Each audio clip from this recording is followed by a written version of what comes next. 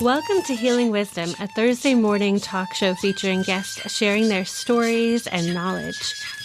We discuss the healing aspects of the arts, metaphysics, social justice, and adventure through all types of terrain. So join me, Pandora Peoples, here on WOMR 92.1 FM in Provincetown and WFMR 91.3 FM in Orleans. We're streaming worldwide at WOMR.org.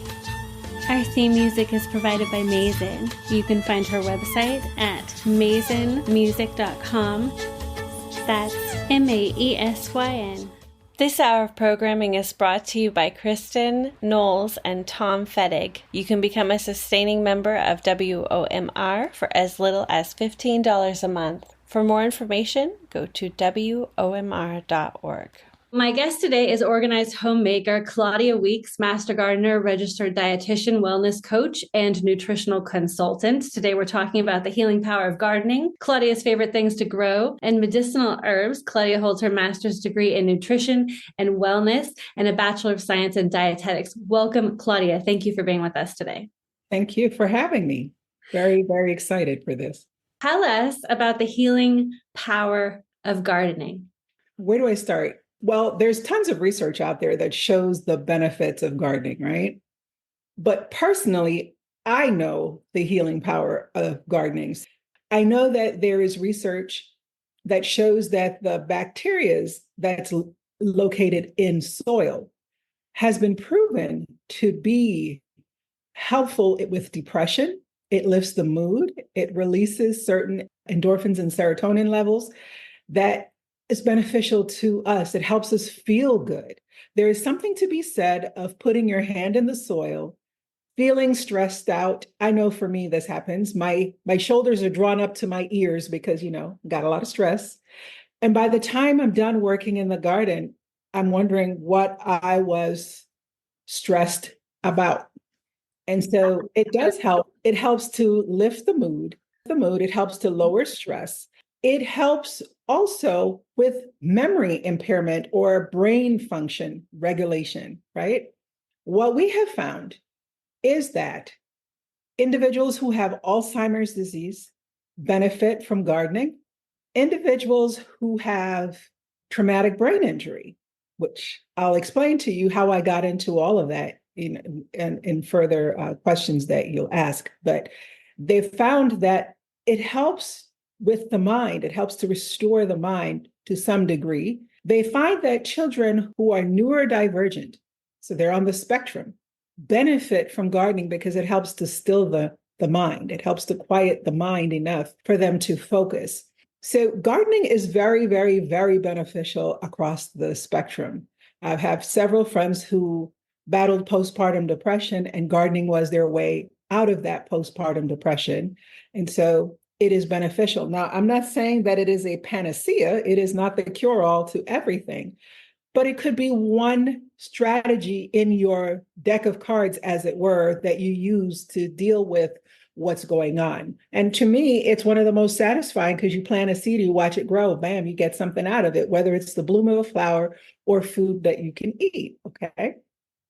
So I feel like it's very rewarding in that manner as well. And we all need hobbies that take us away from the screen, and this is as good as any to have, right? I put my hands in the dirt, always. I rarely wear gloves unless I'm dealing with roses, thorns, or poison ivy, because poison ivy and aren't, not friends. But other than that, my hands is in the soil. I'm touching the dirt. I'm reaping the benefits, the full benefits of gardening. Venomous snakes. Can you talk about how you get rid of them? I'm going to tell you that I try to be a mostly no spray garden because I want my beneficial insects. And a lot of times when we use pest control, pest control, yes, it will kill that non-beneficial insect, so that pest, but it'll also kill your beneficials inadvertently, okay? And so I try not to, but there are times when I have to spray because I now have an infestation as opposed to just a typical issue. So with the Japanese beetles, I don't spray, but I use a soapy water mixture. So I have a glass. I usually save my spaghetti jars and I fill those with water and I put soap in it. So I use Dawn dishwashing liquid Mhm. and you dump them in there. So I wait until at dusk because they're not as active. They're going to sleep for the night, so they're easier to get. Or I'll go out like 7 in the morning when they're still sleepy. They don't move as fast. And you're able to either remove them manually or knock them off into the soapy water and they die. So if I am um, vigilant and I make my rounds daily, I usually do twice daily in the morning and in the evening, I can keep them under control. But we just went on vacation for 6 days. So while I was gone, they wreaked havoc in the garden. I can see everywhere they've been. Mhm. And I have a ton of them because what happens is you get three or four. If you're able to get those three or four, you can minimize your population for the year. If they are allowed to feed and release their pheromones, they draw other Japanese beetles to your yard because it's like they're saying, hey guys, guess what? Party over here. And Yeah. so they do. They show up in droves. So yesterday, I probably killed 300 of them. So it's going to probably take me a week or two to get them back under control, but then they're gone by the middle of July. But it's just while they're here. They eat my roses, they eat my beans, they eat the canna and banana leaves. They eat over 300 different species of plants. Wow. Mhm. What a horribly invasive bug. We have a lot of squash beetles here. We get a lot of blight on our zucchinis and all kinds of squashes and have like a big slug problem. Do you have any slug advice? Do you ever use beer? I have not because I this is the first year I'm having issues with slugs. Mhm. And the reason I'm having issues with slugs is because I use the hugelkultur method to Mhm. fill this particular raised bed. And it seems like there were some snails on some of the wood or something because they are eating up. Well, they ate my bok choy, my pak choy. Mhm. They were eating the collard greens and the kale. Mhm. And because I knew I was going out of town, I used snail bits. Okay. They have organic ones of those. I don't feel bad using snail bits because most pollinators fly. They don't walk on the soil, whereas the snails typically are the only creatures that I have to worry. And the snail bits truly only kill the snails. Now, while I was gone, the cutworms Mhm. you should see my greens. They look like Swiss cheese. They're full of holes. And the worms, there's so many, short Mhm. of pulling up my greens Yeah. to get rid of them. But I will not do that because I love greens and I grow them all year long. So I'm going to spray, get rid of Right. this infestation, get the greens to start growing again, and then I'll be able to keep on track like I typically do. Right. Yeah. Yeah. It's amazing. Sometimes things get eaten down, whether it's bunnies or it's like chipmunks or birds, or we have everything eating our greens. But like the kale will always return pretty much. Right. If you give them enough time, they will regrow. And Yeah. so as they grow, I will remove the leaves these leaves, they're skeletonized. There's not much left to eat. But I don't want to shock them so much by removing all of that. So I'm going to leave some of that and then allow them to grow. And as they grow, remove those. And I'll end up with still big, beautiful plants because I grow them all the time. Mhm. But it's just a matter of the weight to be able to eat those greens. If you're just joining us now, we're speaking with organized homemaker Claudia Weeks, master gardener, registered dietitian, wellness coach, and nutritional consultant.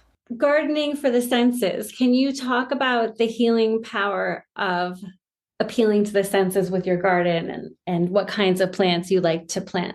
As I stated before, gardening is healing to the mind, right? And what they find is the more of your senses you employ, the more benefit it is to you.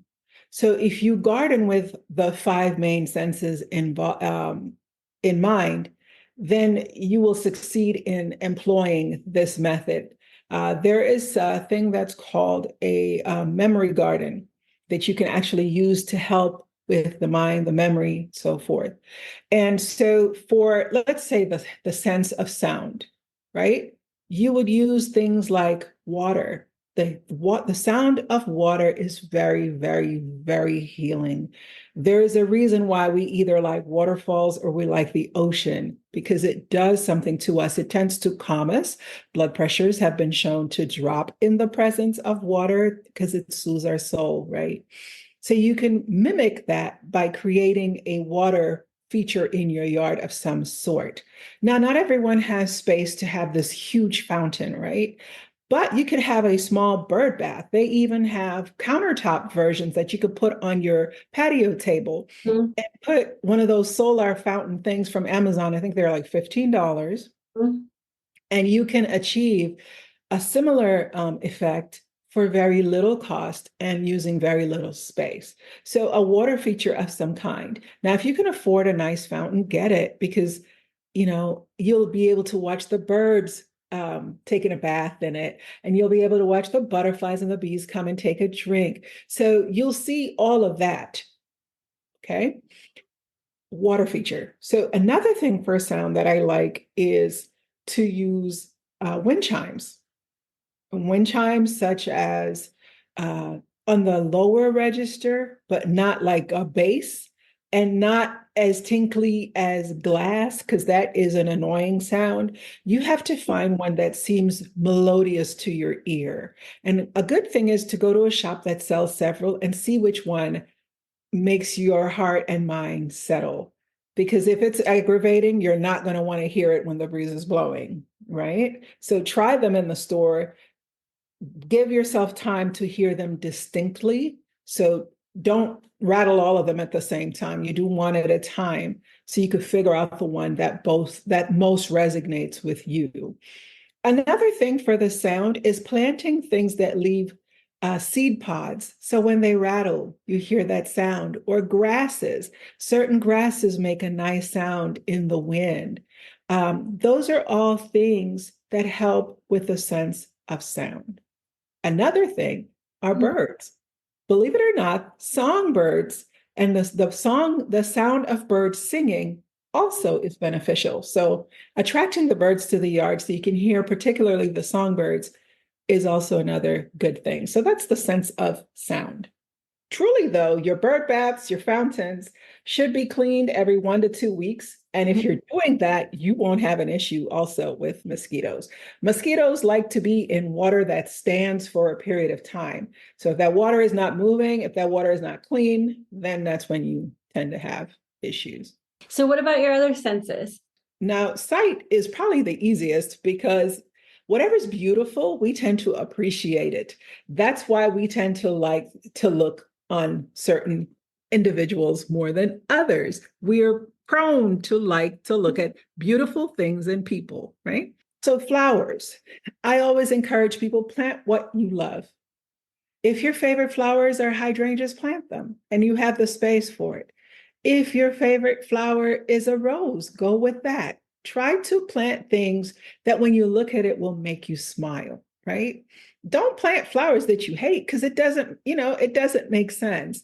You also have a garden that's going to provide you with what you need. So if you are needing something that's not as much work, then maybe roses are not for you because they do require pruning, they do require maintenance. Perhaps having more of a native habitat is more what you're looking for, because a garden with a lot of native plants, they like to be let loose. Yes, you still have to maintain them and, allow them not to become overgrown, but they don't require quite as much close maintenance as a lot of your newer cultivated plants do. So decide what's best for you and plant that. If you like red, plant red. It doesn't have to resonate with anybody else. It has to resonate with you. If you like pink, go for it. If purple is your color, then add that. Because what you're wanting this to do is to be like your own personal retreat, and your retreat should be reflective of you. So in the plants that you choose and the colors that you choose, so that when you see it, now orange is my favorite color. You would think it would be red or pink with my glasses, right? But it's not. Red is a close second, though. Mm-hmm. People see orange a lot in my garden. And there are many people who say, well, I don't care for orange. That's okay. You don't have to like it. This is my yard. Grow what you like, grow it how you like it. Have the kind of garden that's reflective of you as a person. And I find that it'll be more fulfilling because it's you. Find your own beat and march to it. Hence my red glasses and hence my orange and my red, because it occurred to me after my husband's accident. We literally have only a limited time on this planet. You might as well enjoy every second you possibly can. Every second, because you really don't know. Tomorrow could be the day, but you've spent your whole life. Well, what if this one doesn't like it? And what if this person doesn't care? So what? Do it anyway. As long as it's not illegal or immoral. Yeah. Right? I found deep symbolism in planting seeds and cultivating things and watching things go and letting go of Pruning is so symbolic for me, because it's almost like when you're removing something, you're symbolically removing it also, right? From your life. There's so much that we need to prune out, remove, dig up, replace, cut back, but we refuse to do it because we're in a place of comfort. And comfort doesn't always bring growth. It doesn't. Personal growth, anyway, doesn't always come from being in a comfortable place. Sometimes that growth comes because you're having to push against the grain and you're having to go against the norm. Yeah. Yeah, absolutely. And to also go with mistakes, like, oh, you thought you were this thing didn't grow or as well, or they don't grow good together. You learned a lesson. You learned a lesson. Nothing is ever truly wasted. Okay. I've learned that if I am planning to take a vacation in the summer, perhaps planting greens is not the best thing to do that summer. Or I can wait and plant them when I return, because greens will grow at any time, right? So truthfully, I probably should have waited or harvested my greens before I left, and then maybe covered them or something. But you learn, you live, you move on. That's what lessons are supposed to be about anyway. Improvement, whether they're something negative, and you move on. You move on. But we don't learn the lessons because we don't want to make the change, and we don't want to cull. We don't want to cut back. We don't want to prune. We don't want to dig up. We don't want to let go. Yes. And all of those things are very important to mind, body, health. Yes. For our own sense of wellness. There's a difference between comfort and safety, because I think you can be safe, but it feels uncomfortable. Oh, definitely. Yeah, because that's when growth happens. Doesn't mean that you're in an unsafe place. It just means this is new. This is different. It's non-typical. I'm stepping outside my normal box and this feels strange. Yeah, but you're not, you will live. It's okay. Keep going. Keep going. So let's return to sight. So like I said, choose the color, choose the style, but also choose a style of gardening that works for you. If you're a person that's very structured, a cottage garden is going to drive you crazy. If you're a person who is non-structured and a very bohemian, a structured garden, a formal garden is going to drive you crazy, because it goes against your personality. Right. Okay. So you want to choose what works for you as well. Also, you want to have a size that is something that's manageable for you. Don't have something that you can't keep control of. Okay. And so you want to choose colors, you want to choose the plants that you like, and you want to have a mix of textures so that everything doesn't read as one color, one note, one dimension. When you add different textures, so maybe some evergreens and some grasses and different color, even of the same color, different shades of the same color. So green, you can do the chartreusey color all the way to hunter green, and varying that in the garden will give your eyes something new and interesting to look at. But you also want to create places of rest in the garden. And you do that through how you plant the plants, making sure you group a few together so that it's like you have this moment and you can pause. If everything is just always going, you don't have moments to just woosa. And you need that. That's the whole purpose of the garden, is to have that breathing out, that exhale, that cleansing breath, as it were. So that's what's going on for sight. You want to deal with the sense of smell. That's one of my favorites because certain smells trigger certain moments in our lives, right? For me, I can't stand the smell of carnations. Why? Because they remind me of funerals and they always trigger like bad Yeah. memories, right? So I don't necessarily want that in my garden, even though it's a strong smell or strong fragrance, because it's triggering of bad memories. So don't plant something that reminds you of a bad time, right? Gardenias, Mhm. love the smell. Okay. And it's a flower that you could smell a good distance in the garden. And since I love it, I make sure every sitting area has gardenias planted beside it so that when you sit, you're enveloped with the smell throughout the summer. And I plant a reblooming variety so that I have it throughout the summer. Okay. Roses are my favorite flower. So I make sure that they're everywhere, but I make sure also to plant roses that are fragrant. Majority of roses that I plant have a fragrance to them because could you imagine looking at something so pretty and you stick your nose in it and it's like, really? It's such a Yeah. disappointment. You want sweet smelling flowers. So for the sense of creating this sensory garden, it's not a memory garden, it's a sensory garden. So what you're looking at is uh, lavender, and you need to figure out which type of lavender grows best in your region. Not all lavenders are created equal. I tend to ask like Proven Winners or Monrovia or Southern Living Plants, what do you have for this region? And they'll tell you, and then you can kind of see what works and then plant that.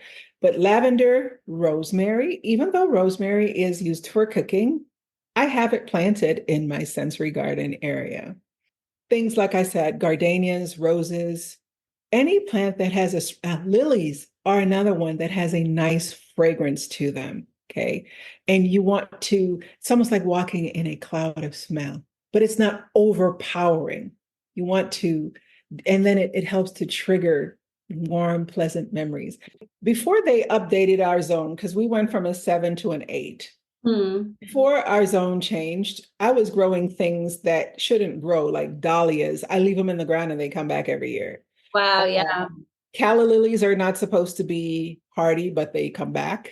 Canna lilies are not supposed to be hardy, but I was just growing things and they were returning year after year, and I just let them. But Yeah. we can't grow tulips here because I couldn't say we can't grow them. Some year we get tulips that are this tall because they don't get enough cold. Hmm. And then they never return because we're not cold enough for them to perennialize here. So we have sight, we have sound, now we need taste. Sense of taste is planting things that are edible. So we know that certain flowers are edible, but also planting things like berries. And there is this great movement now of interplanting foodscapes. So you plant food in with your flowers. So you would put a berry bush or a raspberry bush, or even putting in a small persimmon tree as a tree in the garden, as opposed to an ornamental tree that, does nothing for the garden but be beautiful. So doing things like that, things that you can actually eat. I like that. But also having your herbs Mhm. there is beneficial too. So, what are your favorite culinary and medicinal herbs that are both? Oh, wow. Let's see. Basil. Mhm. I use, because basil has antiviral properties, so I use basil for tea all the time. Yeah. I go and I pick a couple leaves of basil, maybe 4 or 5, and I make that into tea. I'll add a slice or two of lemon, little honey, and I'm good. Some of the most relaxing tea, because it's very aromatic, has a nice fragrance to it, and the flavors complement. I grow hyssop. I have horsetail. Mhm. I grow, I use the leaves of the citrus. Mhm. As a child, my mom used to give that to us when we had colds or tummy aches, and that's good for that. Do you grow limes? I have lime, I have lemon, I have Buddha hand citrus tree. I have a calamandan orange. Mm-hmm. I'm looking to get a satsuma orange. I have blueberries, raspberries. What else do I grow? I have lemon balm, different So mints. so good for the nervous system. Like I have my clients drink it all the time when they come to see me because I mix it with all kinds of other nervines like tulsi, holy basil, and sometimes peppermint. It just I, depends. I have different mints because sometimes you just want a slightly different flavor Oh yeah, profile. And definitely. you don't always have to make them in the tea. Just adding mint to your water, you're still getting some of the nutritive benefits because it is seeping into the water. Mint is very refreshing. It also, too, is good for the stomach. It's Mm. good for people who have breath issues, like bad breath. The mint helps with that. Raspberry leaf tea is good. It's high in vitamin C. So is strawberry leaf tea, and we drink those. Mhm. Um, Trying to think what else I have. Oregano, make oregano oil and use that for pain issues, um, sore throat, and things like that. We use mullein, which there's some controversy because it's non-native. I said we already have it. It is everywhere here in the South. We might as well use it for the medicinal purposes that we can. And do you feel that plants sometimes grow like randomly, like weeds, medicinal plants, when you need them? Oh, for sure, because And they need them? the plant plantain, Mm-hmm. you'll usually find it near where poison ivy grows. Mm, yeah. It is very beneficial for poison ivy. So, yes, I agree with you. They just pop up and you're like, where'd you come from? My husband had an ulcer and he did a lot of research on what he needed to do. And he, he had bleeding ulcers. And they were telling him he had H. pylori. And he said, I am not having anybody sticking anything down my throat. Mm. I said, baby. He said, no, I'm going to heal myself. I said, okay, okay. He did his research. He said, I need you to juice this for me. And I'm going to drink this and I'm going to eat this way for a certain period of time. And wouldn't you know, he is fine.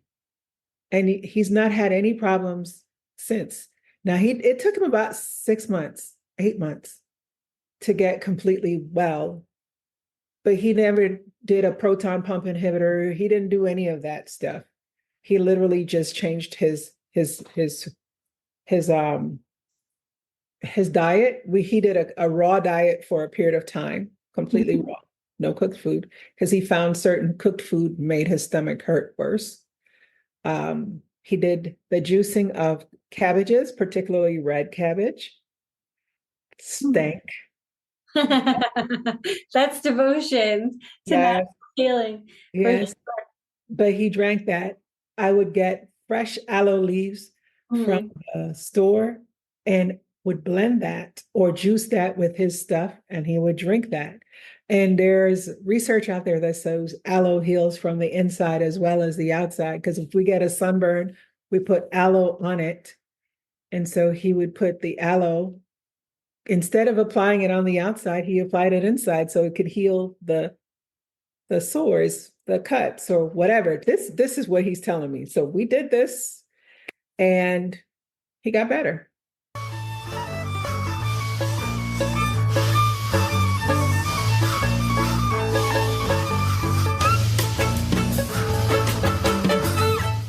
You've been listening to Healing Wisdom at Outermost Radio. All of our shows are podcasts at WOMR.org. Also check out healingwisdomradioshow.com. And contact me at pandora@womr.org.